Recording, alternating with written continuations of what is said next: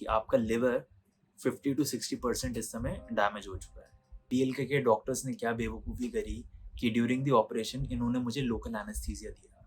अभी जो मेरे लिवर से पाइप अटैच करी थी उन्होंने काट के, उसके बाद वो पाइप कम से कम मेरे लिवर से 7 दिन तक अटैच रही थी कि लंग्स को हम थोड़ा पीछे से काटेंगे और एक पाइप डालेंगे।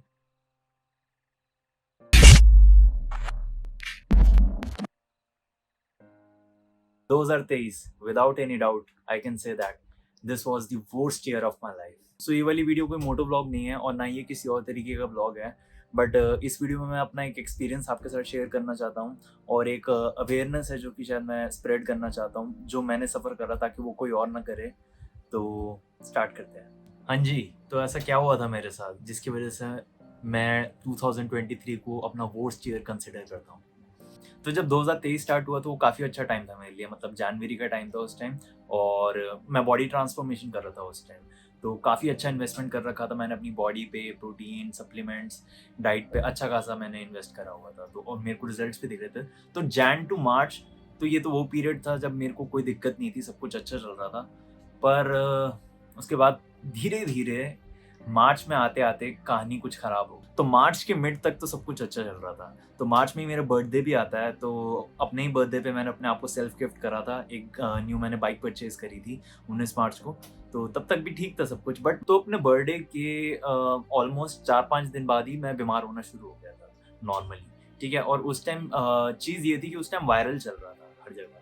तो मेरे को लगा कि हाँ, नॉर्मल वायरल फीवर है और 1 आध हफ्ते में ठीक हो जाएगा शायद। तो मैंने अपने लोकल डॉक्टर को कंसल्ट करा और अपना ट्रीटमेंट चलवा दिया, ठीक है? तो 1 हफ्ते तक तो मैंने दवाई ली और मैंने अपनी जॉब भी कंटिन्यू करता रहा। मैंने उस टाइम भी कोई ऑफ नहीं लिया था वायरल के मिड में भी। मतलब मेरे को वायरल हो रखा था उस टाइम, बट फिर भी मैं कोई ऑफ नहीं ले रहा था क्योंकि दिन में बुखार चढ़ता था और फिर बीच में उतर भी जाता था, तो मेरे को लगा कि कोई नीड नहीं है। मैंने मुश्किल से एक आध दिन ही कभी ऑफ लिया था, बट फिर 1 हफ्ते से भी ज़्यादा हो गया और मैं रिकवर नहीं कर पा रहा था। मतलब अब ये वाला स्टेज आ गया था कि बुखार ही बुखार हो रहा है। अब ऐसा नहीं था वायरल वाला, जैसे कि आप जब वायरल आपको होता है तो आपको आधे टाइम बुखार चढ़ता है और आधे टाइम में उतर जाता है, आपको लगता है आप ठीक हो, इतना आप काम कर सकते हो। बट अब वो वाला स्टेज आ गया था मेरा, जब मैं बीमार ही बीमार हूँ। मेरे को बिल्कुल भी कोई हिम्मत नहीं हो रही है, वीकनेस बहुत ज़्यादा हो चुकी थी। मुझे लगा था पहले टाइफाइड या फिर फूड पॉइज़निंग ना हो गई हो, तो मैंने ये दिमाग में रखते हुए अपना जाके खुद से ही ब्लड टेस्ट करवा लिया। मैंने डॉक्टर को कंसल्ट भी नहीं करा क्योंकि हालत कुछ ज़्यादा ही खराब थी। तो मैंने खुद से जाके ही अपना ब्लड टेस्ट करवा लिया। तो यार रिपोर्ट्स आते ही मैं डॉक्टर के पास गया, उनको मैंने दिखाई जिनसे मैं कंसल्ट करा रहा था, और रिपोर्ट्स देख के वो थोड़ा डर भी गए। तो वो कहते हैं कि जो आपका सीबीसी लेवल है वो हायर देन यूजुअल है और इस कंडीशन में अभी आपको इन रिपोर्ट्स के हिसाब से आपको एडमिट हो जाना चाहिए। आपको बहुत पहले ही एडमिट हो जाना चाहिए था। तो ये सुन के मैं और मेरी फैमिली भी थोड़ी शॉक हो गई कि यार एकदम से ये क्या रिस्पॉन्स आया। तो यार फिर हमने भी ज़्यादा डिस्कशन नहीं करा, हमने भी सीधा नेक्स्ट डे ही, उसकी नेक्स्ट मॉर्निंग ही मैं जाके बीएल के हॉस्पिटल है यहाँ, वहाँ जाके एडमिट हो गया था। तो एडमिट होने के बाद ही उन्होंने मेरे पे कुछ टेस्ट रन करे, जैसे कि ब्लड टेस्ट था, एक एक्स-रे था और एक आध और टेस्ट थे, बट उसमें पता नहीं चला था कि वो डिटेक्ट ही नहीं कर पा रहे थे कि एक्चुअली में प्रॉब्लम क्या है। तो आखिरी में उन्होंने एक अल्ट्रासाउंड करा, कह रहे एक अल्ट्रासाउंड और कर लेते हैं। तो अल्ट्रासाउंड में उनको लिवर के पास कुछ प्रॉब्लम लग रही थी, बट फिर से अल्ट्रासाउंड में भी वो फुली डिटेक्ट नहीं कर पाए कि प्रॉब्लम क्या है। तो इन्हीं टेस्ट में पूरा दिन चला गया था। तो शाम को मेरे पास वही सेम डॉक्टर की टीम आई और उन्होंने कहा कि हमने आपकी ये टेस्ट तो करे हैं, बट इसमें डिटेक्ट नहीं कर पाए कि एक्चुअल में प्रॉब्लम क्या है। बट अल्ट्रासाउंड करने से हमें ये पता लगा है कि आपके लिवर में हो सकता है कुछ प्रॉब्लम है। तो उसको फुली डिटेक्ट करने के लिए हम एक सीटी स्कैन रन करेंगे आप पे। सो उसमें जो भी होगा, अगर किसी भी तरीके से प्रॉब्लम है, जैसे कि अगर प्रोटीन होगा तो वो आ जाएगा, लिकर होगा तो उससे आ जाएगा, और अगर कोई और एक्स वाई ज़ेड रीज़न हुआ तो वो भी आपको आ जाएगा। मैंने काफ़ी हद तक सोचा हुआ था कि शायद प्रोटीन या लिकर, इन दोनों में से कोई एक रीज़न हो सकता है जिसकी वज़ह से प्रॉब्लम क्रिएट हो रही है, जो भी है। तो मैं प्रिपेयर्ड था कि हाँ, इन दोनों में से कोई एक चीज़ आने वाली है। तो यार काफ़ी टेंशन का माहौल था उस टाइम। सब काफ़ी वेट कर रहे थे और काफ़ी डरे हुए थे रिपोर्ट्स के रिज़ल्ट को लेके। तो जब रिज़ल्ट आए, डॉक्टर आए हमारे पास नेक्स्ट मॉर्निंग, तो उन्होंने बताया कि 2 चीज़ें डिटेक्ट हुई हैं अभी। तो पहला तो है एनीमिया। तो एनीमिया क्या होता है, जब आपकी बॉडी में रेड ब्लड सेल का काउंट कम हो जाता है काफ़ी। तो पहली चीज़ तो ये, और दूसरी उन्होंने जो बताया वो ये बताया कि आपका लिवर 50 to 60% इस समय डैमेज हो चुका है। तो जिस रीज़न की वज़ह से मेरा लिवर डैमेज हुआ था वो था लिवर एब्सेस। तो ये प्रॉब्लम थी जो मुझे हुई थी। तो लिवर एब्सेस जिसको नहीं पता वो बता देता हूँ शॉर्ट में। तो लिवर एब्सेस में क्या होता है कि आपके लिवर में पस पड़नी शुरू हो जाती है और वो अंदर ही अंदर बढ़ जाती है और वो ख़राब होना शुरू हो जाता है आपका लिवर में। तो धीरे-धीरे वो फैलनी शुरू हो जाती है।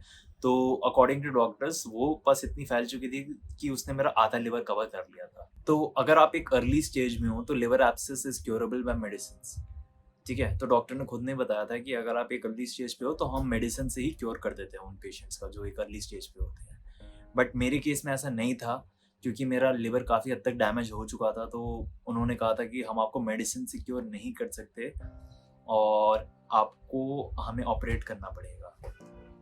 तो ये सुन के ही यार मैं तो काफ़ी शॉक हो गया था, मैं काफ़ी डर भी चुका था।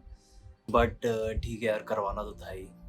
तो वो ऑपरेशन मैंने करवाया अपना। तो उसमें उन्होंने क्या करा था कि एक पाइप उन्होंने मेरी लिवर से अटैच कर दी थी ताकि जो भी एब्सेस है वो धीरे-धीरे ड्रेन आउट हो जाए मेरी बॉडी से। तो वो बहुत पेनफुल था यार, मतलब जो ऑपरेशन था उसमें भी मेरे को लोकल एनेस्थीसिया ही दिया था।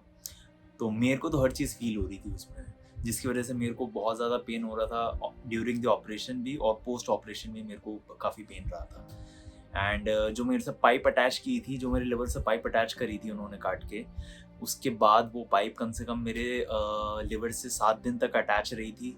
और आप मानोगे नहीं, जब वो पाइप मेरे से जुड़ी हुई थी, मैं चल नहीं सकता था, मैं उठ नहीं सकता था, कुछ नहीं कर पाता क्योंकि इतना ज़्यादा पेन होता था कि हिम्मत ही नहीं होती थी कि मैं उठ के बैठ भी सकूँ खाना खाने के लिए। कि जो भी होता था, खाना खाना हो, पानी पीना हो, वो बस मेरे को लेटे-लेटे ही करना पड़ता था, तो बहुत ज़्यादा मुश्किल होती थी मेरे को। तो मेन सवाल ये आता है कि मेरे को लिवर एब्सेस हुआ कैसे? तो उसका रीज़न जो डॉक्टर ने बताया वो ये था कि जब आप कहीं का इम्प्योर पानी या इम्प्योर फूड जब कंज्यूम कर लेते हो, उसकी वजह से जो डैमेज होता है, वो किसी का लिवर सह सकता है, किसी का नहीं। तो मेरे केस में वो ट्रू था क्योंकि मेरा लिवर वो चीज़ नहीं सह पाया था, जिसकी वजह से मेरे को लिवर एब्सेस स्टार्ट हो गया था। अब ये चीज़ ना मेरे में शायद बहुत पहले ही शुरू हो चुकी थी, बट ये डिटेक्ट इतनी लेट हुआ जिसकी वजह से मेरा लिवर काफ़ी डैमेज हो चुका था। यार इसी रीज़न की वजह से मेरे पास लास्ट ऑप्शन सिर्फ ऑपरेशन कराने का बचा था। बट अगर ये मेरे को अर्लियर ही पता लग जाता, शायद ये मेडिसिन से भी क्योर हो सकता था। बट यार इस जर्नी में मैं अकेला नहीं था जो सफ़र कर रहा था। मेरे साथ-साथ कोई और भी ऐसा था जो कि मुझसे ज़्यादा सफ़र कर रहा था और वो मेरी फैमिली थी। यार मैंने तो एक चीज़ सीखी है, जब बुरा टाइम आता है तब आपके कोई काम नहीं आता, आपके पेरेंट्स के अलावा। यार वैसे ये कहना तो नहीं चाहिए, बट डीएलके के डॉक्टर्स ने क्या बेवकूफ़ी करी कि ड्यूरिंग द ऑपरेशन इन्होंने मुझे लोकल एनेस्थीसिया दिया। अब उसके क्या कॉन्सिक्वेंसेस थे, वो ये थे कि मिड ऑपरेशन में मेरा ऑक्सीजन लेवल पूरा नीचे चला गया। क्यों?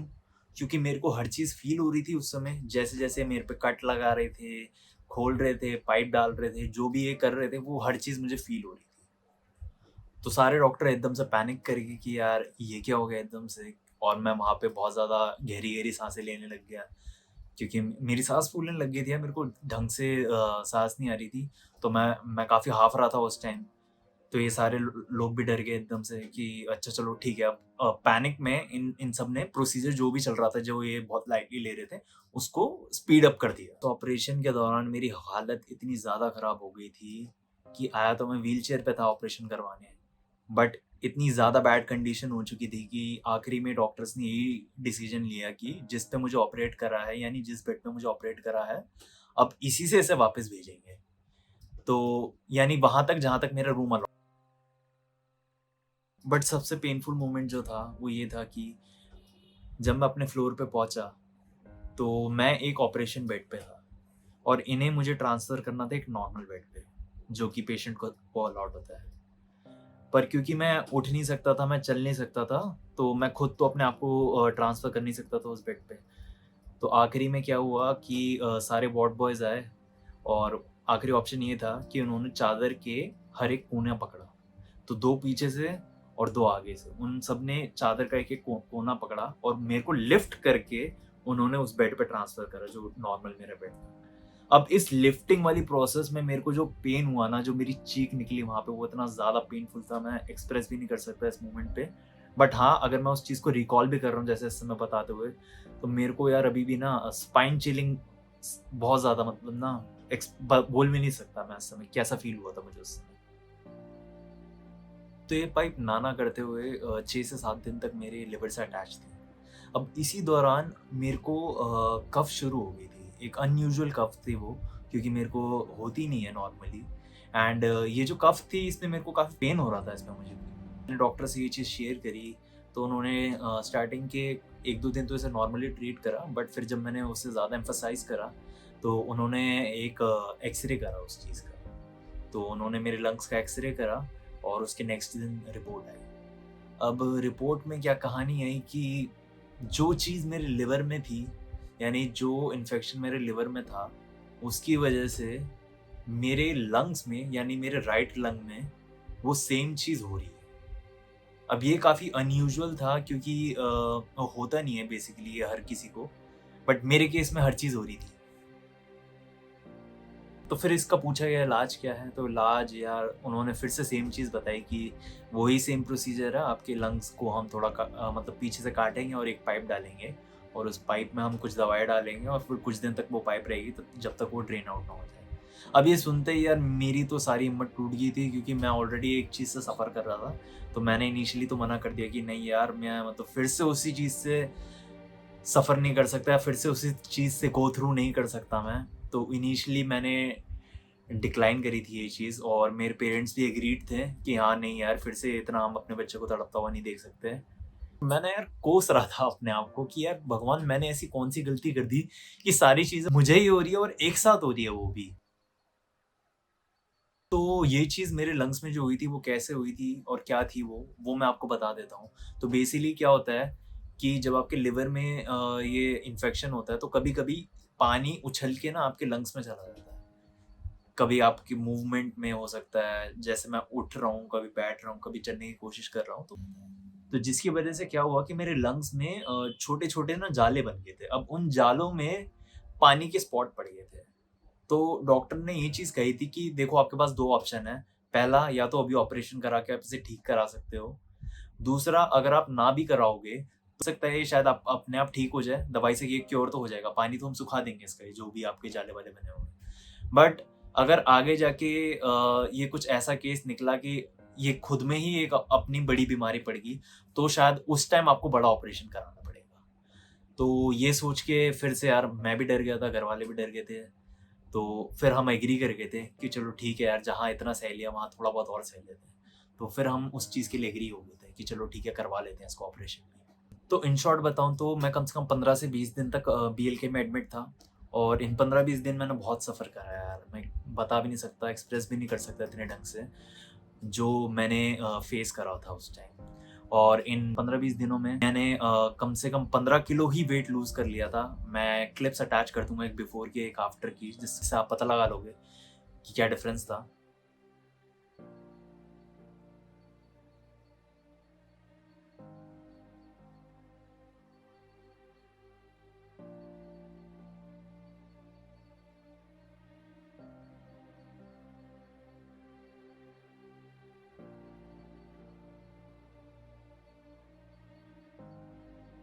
तो हॉस्पिटल से फ्री होने के बाद जब मैं घर गया, तो 1 महीना तो मैं कम से कम बेड रेस्ट पे था। तो मैंने 1 महीना फुल रिकवर करने की अपने आप को कोशिश करी, और 1 महीने रिकवर होते ही मैंने सबसे पहली चीज़ जो करी, मैंने अपनी बाइक चलाई। क्योंकि अब पूरा टाइम जब भी मैं एडमिट था ना, मेरे दिमाग में 2 चीज़ें बहुत ज़्यादा चल रही थी। एक तो अपनी बाइक के लिए मैं बहुत ज़्यादा वरीड था, और दूसरी अपनी कार के लिए। पता नहीं, इट्स जस्ट मी, और शायद सभी लड़कों को ऐसा होता है, बट वो अपने इन चीज़ों से बहुत ज़्यादा प्यार करते हैं। और मैं भी मतलब दिन रात ये सोचता था कि यार, अब कब मौका मिलेगा मुझे फिर से मेरी कार ड्राइव करने का, कब मौका मिलेगा बाइक राइड करने का। तो मैं मतलब हर दिन उस दिन का वेट करता था कि कब आएगा वो दिन। तो जिस दिन मैंने अपनी बाइक चलाई रिकवर होने के बाद, वो बाइक उसी दिन चोरी हो गई। मतलब इतना हार्ट ब्रेकिंग मोमेंट था ना वो मेरे लिए, कि मैंने इतना वेट करने के बाद उस बाइक को फाइनली मैं राइड कर पाया, और जिस दिन मैंने करी वो उसी दिन चोरी हो गई। वो मेरी आखिरी राइड थी उसके साथ। ऑल्दो बाइक मुझे बाद में मिल गई, उसके लिए मैं अलग ब्लॉग डालूंगा कि वो कैसे मिली। एक्चुअली उसके पीछे भी एक बहुत बड़ी कहानी है, इसलिए मैं उसे इस वीडियो में नहीं बताना चाहता क्योंकि पुलिस वालों ने मुझे स्कैम करा था। तो उसके लिए मैं एक अलग ब्लॉग डाल दूंगा। अगर आपको जल्दी चाहिए तो कमेंट करके मुझे ज़रूर बताना कि क्या दिल्ली पुलिस ने मेरे साथ स्कैम करा था और कैसे मेरी बाइक मुझे वापस मिली। तो वो वीडियो चाहिए तो मुझे ज़रूर कमेंट सेक्शन में बताना। तो वो 2 चीज़ें जो मैं इस वीडियो के थ्रू आपके पास पहुँचाना चाहता हूँ, वो ये है कि पहला, आप अपने खाने का और पीने का, इन 2 चीज़ों का बहुत ज़्यादा ख़्याल रखें। बाहर का जितना हो सके आप उतना कम खाया करें।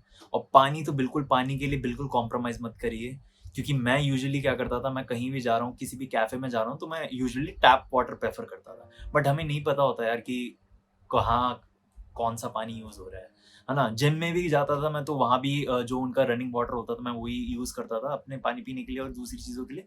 बट नहीं पता होता यार कि कब कौन-सा पानी प्योर है, कब कौन-सा पानी इम्प्योर है।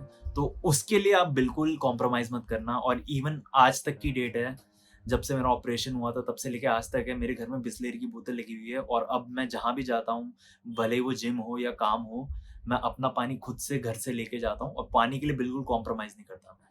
तो सेम चीज़ मैं आपसे कहना चाहता हूँ कि बिल्कुल आप वाटर को लेके बिल्कुल भी कोई कॉम्प्रोमाइज़ मत करना, उससे बिल्कुल छेड़छाड़ नहीं, ठीक है? जो सेकंड चीज़ मैं बताना चाहता हूँ वो ये है कि यार देखो, लाइफ में ऐसे बहुत से मोमेंट आएँगे जब आप गिरोगे और ऐसी-ऐसी चीज़ों से सफ़र करोगे। बट उस टाइम हमें डिमोटिवेट नहीं होना बिल्कुल भी, हमें फिर से खड़ा होना है। यार देखो, जो भी है, अगर तुम्हारे पास तुम्हारी फ्रेंड्स, फैमिली है ना, तो कोई दिक्कत नहीं है।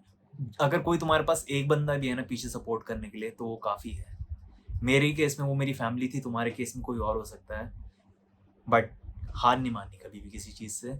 और आज देख लो, आज मैं वापस रिकवर हो चुका हूँ और मैं काफ़ी अच्छी एक हेल्थ की स्टेट में हूँ।